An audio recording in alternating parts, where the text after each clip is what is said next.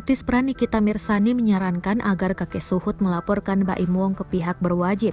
Saran tersebut diberikan setelah konten video Baim Wong menegur kakek Suhut viral di dunia maya.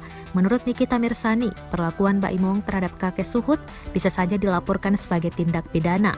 Mantan istri dipolatif ini berharap laporan itu juga akan memberikan pelajaran kepada Baim Wong. Kakek Suhut merasa tak senang karena disebut sebagai pengemis oleh Baim Wong. Padahal kakek Suhut mengaku dirinya hanya menjajakan barang dagangannya berupa buku. Alih-alih dibeli, kakek Suhut malah ditegur oleh Baim Wong. Baim Wong sendiri akhirnya memberikan klarifikasi atas viralnya kakek Suhut.